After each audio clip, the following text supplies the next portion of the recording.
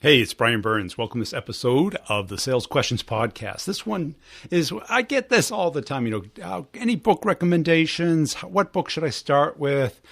Any great sales books out there that you want me to read? And I'm going to take a different tact on this. There are a lot of great books, and I put a lot of great books on the podcast, on Brutal Truth, and on the Sales Question Podcast. But I'm going to make a different suggestion. I'm going to suggest that you stop reading sales books. And I'm going to tell you why I have. I think people are getting too much knowledge and not enough practice. And what I mean by that is I think people are consuming books and then they're saying, that's a good reminder, because I hear that all the time. A great reminder. And it's like, okay, it might be a reminder, but are you doing it? How about if you did this? How about if you wrote your book? And you're the only reader. So it doesn't have to be fancy. It can be a list. It can be any format you want. It can be on napkins in a notebook. It can be online in your favorite application, the book that you read, the format that you read, and you write the book about selling your product to your customers in your way. How about that? Why I say this is because it's the doing part that's missing a lot in sales. I'm going to do a separate questions on why people's whys aren't that big. But what I'm finding is that a lot of people are in this eternal search for the easy button. And I was too. Well, certainly for the first 5 to 10 years of my sales career, I just gobbled up sales books, business books, motivational books, every little bit of science and nuance. And you see it today with biohacking and, the Tim Ferriss crowd. And I like Tim, but, when he says things like, I meditate between 20 and 23 minutes per day, it's like the level of accuracy on something that doesn't need accuracy just isn't relevant. If you take the square root of your weight divided by the number of ounces of water you should drink per day, shut up. Enough. It's like these things that you don't need that level of accuracy on how much water you drink. What you need to do is just drink water. We all know what we need to do. We need to sleep, work out, exercise, eat well, right? And people are like, oh, we got to how many cashews did you eat? Stop it. Okay, that isn't going to make the difference. What's going to make the difference is what you actually do and what you actually do and how you do it. And the why you do it is a separate topic. But if you document this, what you start doing is building the map to money. Now, so many people are looking for other people's to copy. And that might be a good place to start, but don't let anything get in your way. It's the action. It's the thinking through. It's getting it out of your head and onto paper.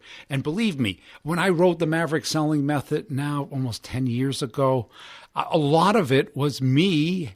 It was a great exercise. It was me going through my notebooks, going through the deals and trying to come up with a way of communicating this to other people. Because before, I only really had to communicate it to me and maybe some reps that I had worked with.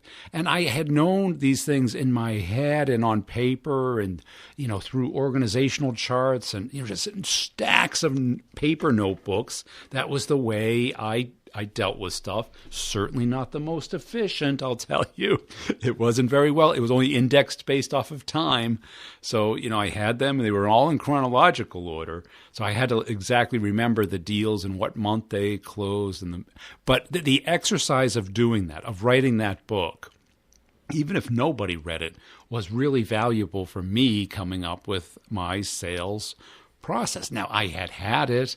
It wasn't in a consumable form. And the most feedback I got from the book was, oh, yeah, these are the steps. And it's like, okay, but do you do them?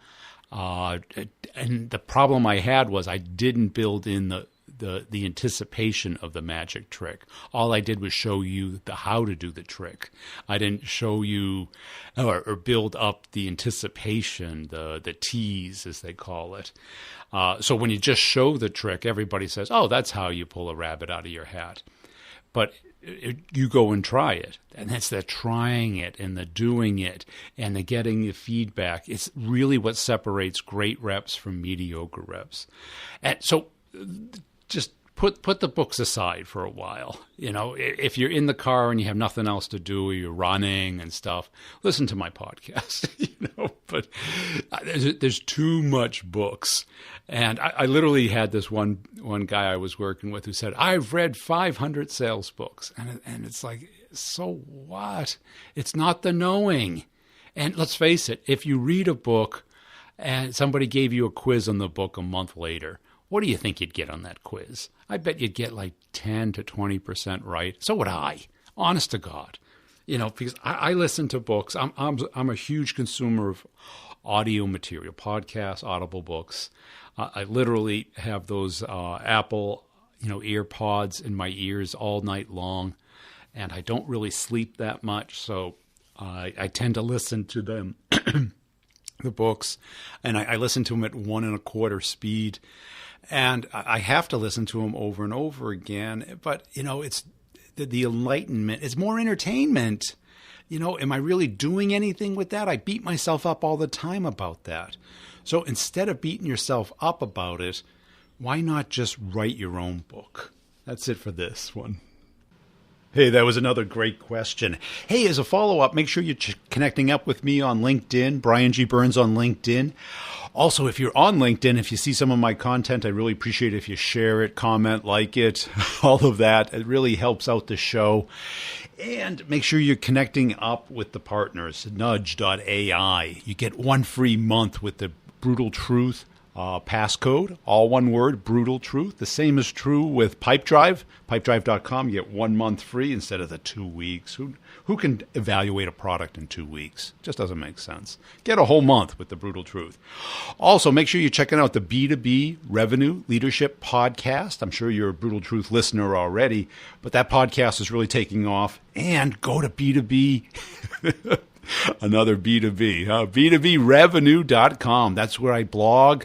That's where you can get your free ebook. Just submit your email address. It emails you a HTML file with the link in it. Just click on that link and you get the book for free. And on b2brevenue.com is my training tab. Just look at training, go down there and click on that. You can find the courses that make the most amount of sense for you. And you got to think of it as an investment. And if you got to ask yourself the question, why do I expect other people to invest in me and I don't invest in myself? Quit thinking like an employee. You're an entrepreneur, a salespreneur, whether you like it or not. Either that or you're going to be an order taker, and you don't want to be that. So you got to get better. And the only way to get better is to practice, learn, get feedback, do it again, practice, learn. That cycle. That's what the training course is all about. You get office hours. You benefit from other people selling other products into other market spaces. Understand what's working for them today. Also, if you're interested in career advice, I got a career advice podcast. I know, Brian, enough with the podcasts. But everybody likes a little bit of career advice. I answer questions there. I kind of share with you what I've seen work and what I've seen fail as far as careers and the mistakes that I've seen people make. So check that out, career advice on iTunes or wherever you get your podcasts. Really appreciate you listening, and we'll see you next time.